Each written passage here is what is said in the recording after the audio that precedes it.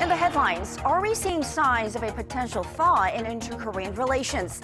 After a North Korean delegation's visit to Seoul over the weekend, South Korea's president calls for regular inter-Korean talks. The South Korean government calls for more corporate investment. 16 conglomerates, including Samsung Electronics, announced plans to invest a total of more than 28 trillion won by the end of next year. And Hong Kong officials resume work as democracy protests calling for universal suffrage have thinned, with some reports saying there is a divide among activists on how and when to end the protests.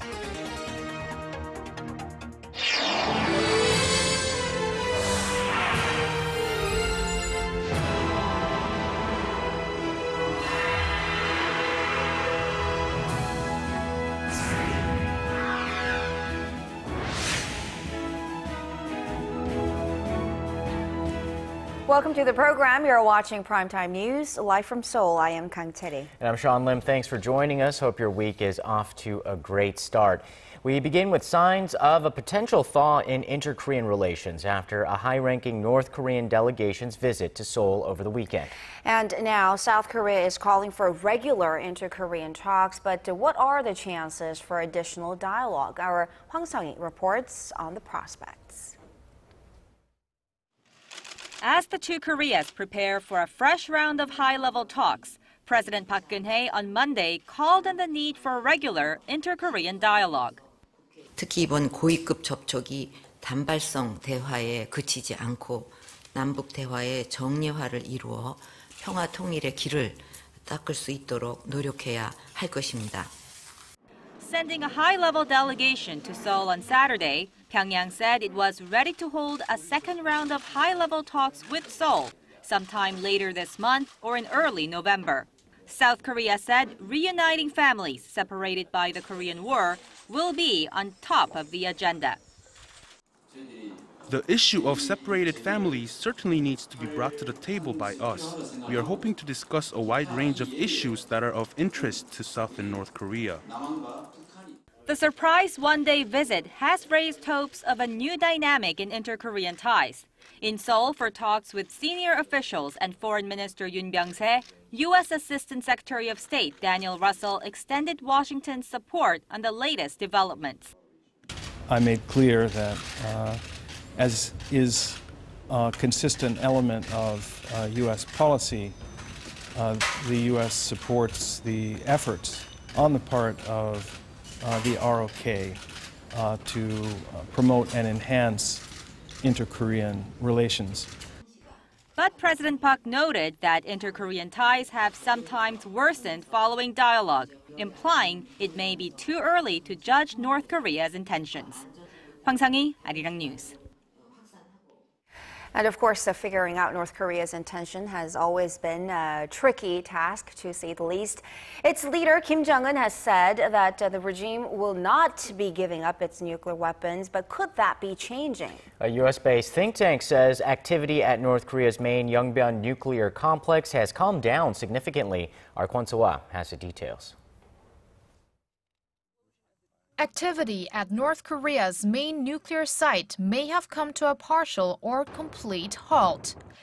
Citing recent satellite imagery, the U.S.-based Institute for Science and International Security says a comparison of images made in August and September with earlier ones shows a lack of steam venting from the 5-megawatt reactor's turbine and a lack of water being discharged from its cooling system.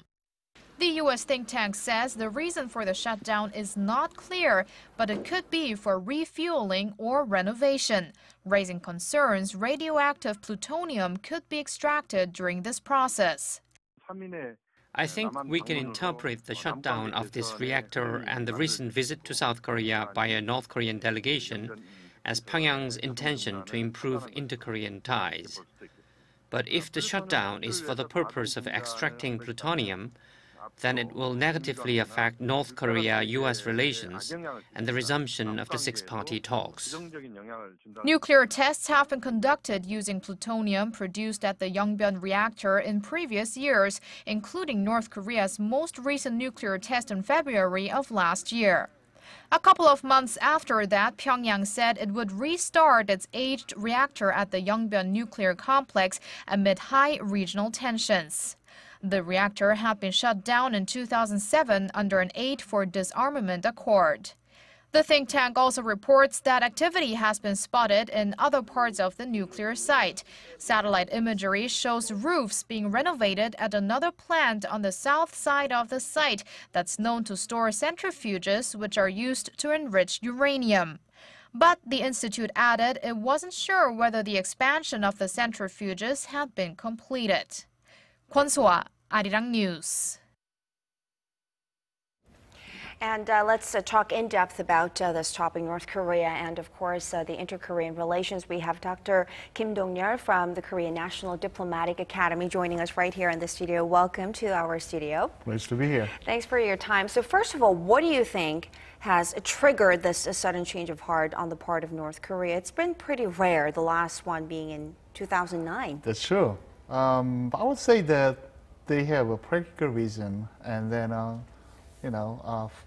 would say that the political reason as well. Practically, North Korea is trying to get out of its, political and economic isolation. This moment, they can't rely on China as much as it used to. And then Russia is too busy for the international, the affairs. Right. And Japan, even though it is seeking an improvement in the relationship with North Korea, but definitely it's going to be a long process. So South Korea is very available. The South Korean government made the point clear that with a small kind of concession from North Korea, South Korea is ready to provide assistance and other kinds of help as well. And politically too, I believe North Korea is taking like a form of responding to South Korea's, the sincere suggestion to reopen the dialogue between the two. Because South Korea needs a breakthrough as well from this very strong normative public demand for unification in this peninsula. So was this a proactive move, or do you think there's an acute need or crisis in North Korea that would precipitate such a big delegation to come? Regardless of whether it is a crisis in North Korea or not, I mean, in general, as I said, that North Korea needs a help from outside. When China is not a kind of big help anymore to North Korea.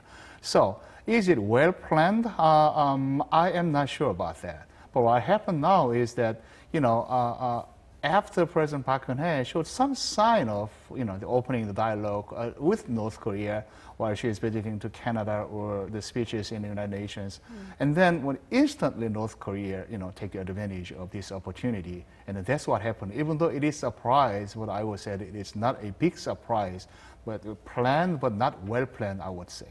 And anything to read off from the makeup of the delegation? It was pretty high ranking with number 2. Oh, definitely. I mean, other than Chery, I believe he is the head of this, the Physical, Cultural, and the Sports Commission in the party. I mean, the other two have no reason to come here. Most importantly, the number 2 guy in politics, and both of them are here for some sort of different, the intention other than just participating in the closing ceremony of the Asian Games. So I would say that this delegation is a true representation of the political regime, not just a representation of the government. In that sense, then, yeah, definitely there is a significant meaning of the composition and then the participation in the closing ceremony. So do you think there will be anything different about this step in inter-Korean relations, or are we just going to go, back and forth as we always have done? Well, I mean, in a long term, I would say the history would record this event as some sort of like, the usual event that happens every regime in South Korea. But since, President Park Geun-hye was like, very strict in her principle, as I said, if this happens, some sort of like launching a regular-based kind of dialogue or talk between the two, there is a possibility that this is going to even higher than the previous regimes in terms of the level of talk or the significance of this talking. I would say that it's going to be truly a momentum. I mean, all depending on how to interpret the change that we are actually having from North Korea. All right, so hopes for a seed in a breakthrough. Thank you so much. All right, thank you. Maybe. Curry's comments came in response to your gateway to the day's biggest stories in Korea and around the world. breaking news, the hottest interviews, and a whole lot more. Join Arirang Sean Lim and Kang Chery from the heart of Seoul. Begins now.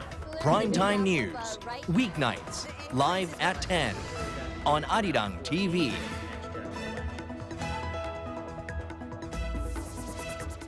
Two senior U.S. officials were in Seoul on this Monday to brief South Korea about the planned revision of the so-called U.S.-Japan defense guidelines following a meeting with Foreign Minister Yoon Byung-se, U.S. Assistant Secretary of State Daniel Russell, and Assistant Secretary of Defense David Shear said Washington will keep Seoul in the loop as talks progress. As a former victim of Japan's militaristic past, Seoul has expressed concerns about Japan's expanded military role under a revised bilateral defense cooperation deal.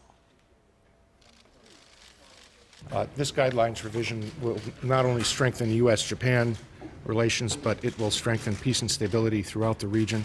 And of course, as this process unfolds, we're going to want to stay in close touch with our Korean partners on this. Thank you.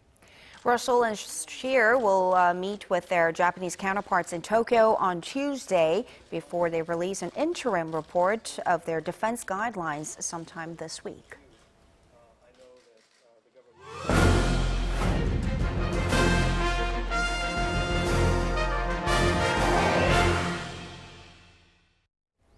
Traditionally, getting street food meant you had to venture out to eat at the curb and often while standing. But for the past few years, one Korean business has successfully taken the street out of street food and says it now wants to take this premium version of Korean comfort food to the global stage. Our Shin Se-min has this week's Industry Insight.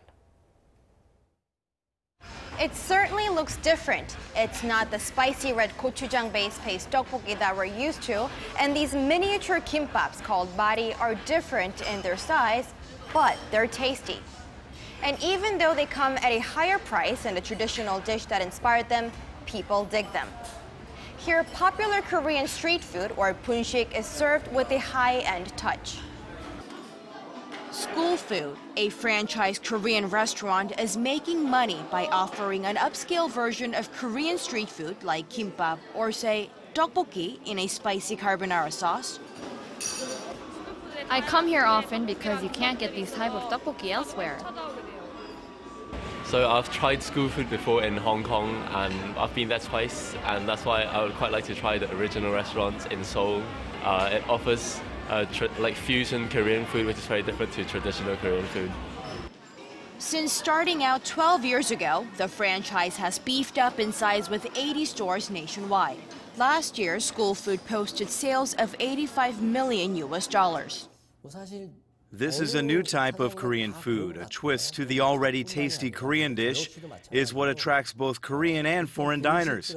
And people like that, they can enjoy casual Korean food in a nice, clean restaurant. And it's going global, with a total of 10 restaurants in places like Hong Kong, Jakarta, Bangkok, Hanoi, and Los Angeles. You've come this far, and what's the toughest part of your job in expanding your business overseas? I mean, in the global market, school food is not yet well known. Is it going to be a tough road ahead? Of course, it is a difficult road ahead, even with our dish. I mean, although this uniqueness gathers attention regardless of nationality, this will wear out, and people will get bored. But just as customers still pay visits to McDonald's and Starbucks over other stores, my ultimate goal is to establish the brand image in their minds so they come back years after. Lee says he has been receiving a number of calls from people overseas who are interested in opening up school food restaurants abroad. And while that's something he welcomes over the long term, Lee says he first wants to tackle the Southeast Asian market, where the palates of diners are similar to those here in Korea. Shin Se-min, Arirang News. Korea's large conglomerates have promised the Commerce Ministry that they will move ahead with investment plans worth billions of dollars through the end of next year. The Korean government welcomed this move, of course, and says it would do all it can to foster a business-friendly environment. Kim Ji-yeon reports. Cooperation between the Korean government and the country's conglomerates seemed to go hand in hand during hard economic times. In a gathering hosted by the Ministry of Trade, Industry and Energy, tech giant Samsung Electronics and 15 other companies agreed to make investments worth around $26.6 billion in total. This includes new investment projects slated for next year, but not the expenses for annual maintenance and development projects. Among the investment plans are Samsung's semiconductor plant line at the Pyeongtaek Industrial Complex in Gyeonggi-do Province, worth $14.6 billion. Samsung officials emphasize the importance of fostering a business-friendly environment for quick completion of the plan, which is currently slated for 2017.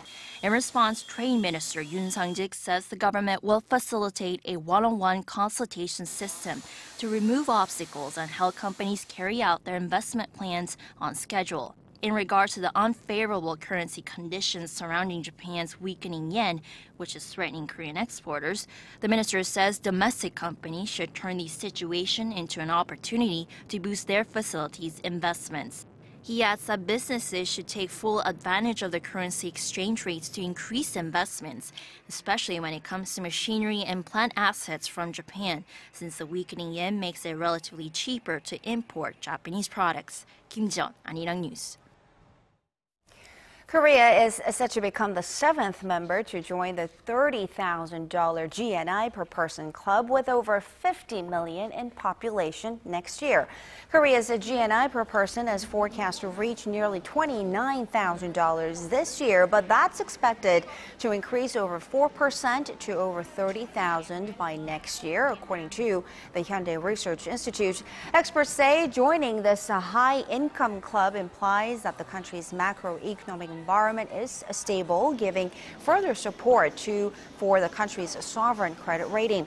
The countries who meet both the requirements include the U.S., England, and Germany.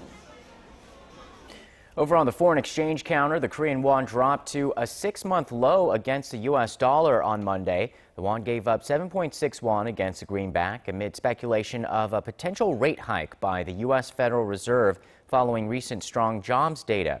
And against this backdrop, the Japanese yen has been weakening at a much faster rate than the won.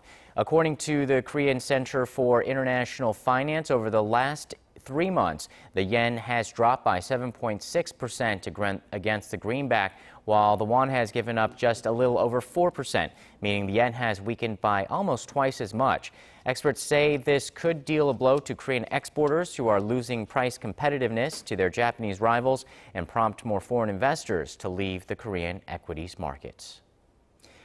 This year's Nobel Prize in Physiology or Medicine has jointly been awarded to John O'Keefe and May Britt and Edward Moser for discovering the brain's so-called inner GPS system, which helps people orient themselves. A ceremony was held on Monday in Stockholm to award the 3 scientists a total of $1.2 million in prize money. The Nobel Prize in Physics will be announced tomorrow, and the prize in Chemistry and the Peace Prize later this week. Prizes for economics and literature will be released in the coming weeks.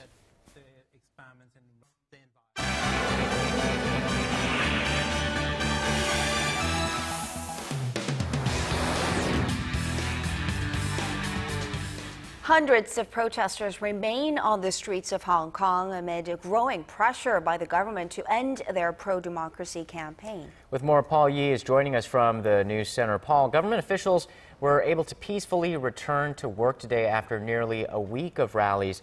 Is this the end of the so-called umbrella revolution? Well, Monday's deadline came and went, which has left many wondering if the movement has run its course. Now, as you mentioned, some crowds are still camping out on main city streets, but it's a far cry from the tens of thousands of people who came out just a couple days ago. Activist leaders say they will continue fighting until Beijing allows free and fair elections for Hong Kong. Our Connie Kim reports. Hundreds of pro-democracy protesters remain in the streets of Hong Kong as the government's Monday deadline has passed without any use of police force. Although the government deadline was ignored, civil servants were able to return to work.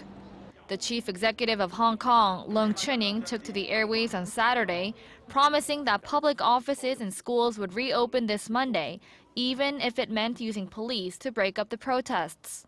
Protesters and government officials are trying to start dialogue, but they remain deeply at odds with one another.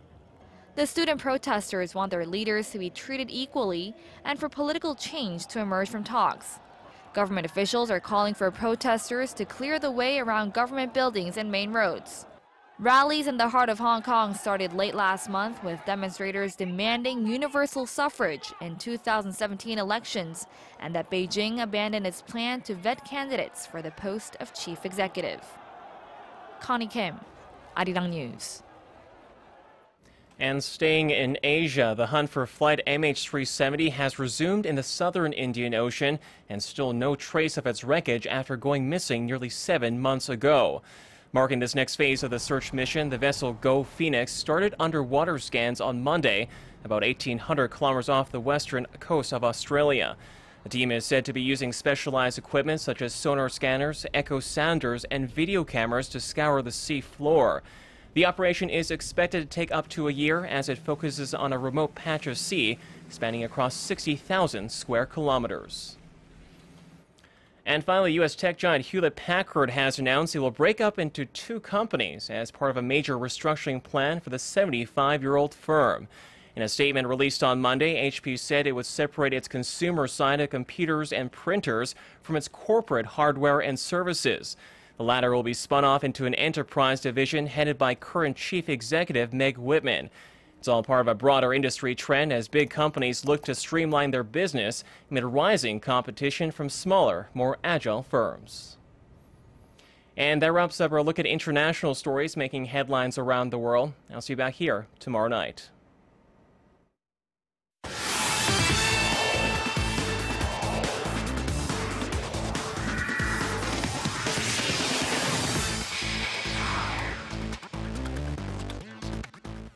Hello and welcome. I'm Stephen Che with Monday's Sports Update.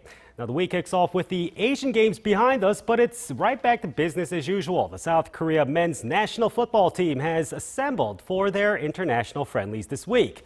The top European players, including Son Heung-min, Ki Sung-yong, and Lee Chung-yong, flew in to join the 22-man squad. Among the newest additions to the squad is Gwangju RNF's Jang Hyun-soo, who captained the Asiad team for their gold medal run. Now, training camp starts bright and early on Tuesday, and Uli Stilica makes his managerial debut against Paraguay on Friday. Meanwhile, away friendlies with Jordan and Iran were confirmed for next month. Now to baseball, 3 games on Monday evening, and let's get to the biggest one, the NC Dinos versus the LG Twins. Now, NC puts in Thad Weber. LG has Shin Jung-lak. Now, LG gets runners in scoring position in the first and third innings, but there are no scores. Meanwhile, their starter Shin has a no-hitter through 7 1/3 with 2 walks and 9 Ks or strikeouts, and he's pulled with scores level 0-0. But it all changes in the bottom of the ninth. Park Geun-hye doubles, then Lee Jin-young gets the walk-off hit, and LG gets the victory 1-0. And looking at the other games, SK beats Hanwha 11-1. Meanwhile, Tusan and Samsung are just about wrapped up here. Tusan probably won this one 5-1. And the KBL postseason begins in 2 weeks, which means it's all coming down to the wire. Now we look at the standings before the end of the Tusan and Samsung game. And looking at the top 3 teams, Samsung, Nexon, and NC are guaranteed a spot, but it's become a battle for the 4th and final playoff spot. Now LG holds it down for now, but SK's ready to fly in at any moment. Now looking at the bottom of the order, Lotte and Tusan are also sticking around 3.5 and 4 games behind. A late surge by them could lead to something dramatic. I'll keep you posted as the season wraps up next week. Now to the MLB postseason. The Baltimore Orioles and, more surprisingly, the Kansas City Royals swept their opponents to move on to the next round. Baltimore made short work of Detroit with Game 2's comeback win for the pivotal point in the series. Meanwhile, Kansas City continued their Cinderella rise, dismantling an injury-ridden LA Angels team in 3 games as well. Now, the two will meet in the AL Championship Series starting on Friday. Meanwhile, in the National League, San Francisco goes for the sweep against Washington, and St. Louis and the LA Dodgers are 1-1 going into their Game 3s. And finally to Formula One. A huge crash at the Japanese GP on Sunday put driver Jules Bianchi in a coma. Now red flags are rising regarding some questionable decision-making by race officials. First, footage shows that no safety cars are deployed before Bianchi crashes into a tractor, which is clearing debris of an earlier crash. Also, insiders say canceling the race should have been considered, if not pushing up the start time with heavy rain in the forecast on that day. Meanwhile, support is mounting for Bianchi, who's still unconscious after brain surgery. And that's it for sports at this time. Your weather's up next, excuse me. Have a great evening.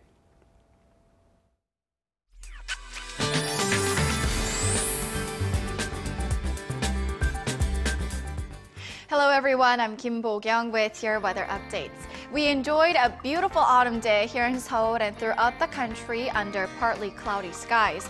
Also this afternoon, the mercury rose about 10 degrees compared to the morning. The big gap in temperatures between the day and night continues, so a jacket will come in handy if you're headed out for a late night trip. Other than that, the mountainous regions of Gangwon province could get to see the first frost of the season tomorrow. This lovely weather, perfect for soaking up some vitamin D, will stick around for a while, so make sure to make the most out of it while you can. On to Tuesday's numbers. Seoul hits 22, Daegu and Busan 23. As for other regions, Jeju makes it to 22, Dokdo 19, Mount Kumgang 12. That's your weather for now. Tune in for more updates after midnight. See you soon. And that's Primetime News on this Monday. I'm Sean Lim. Thanks for watching. And I'm Kang. We'll see you again very soon. Have a great night.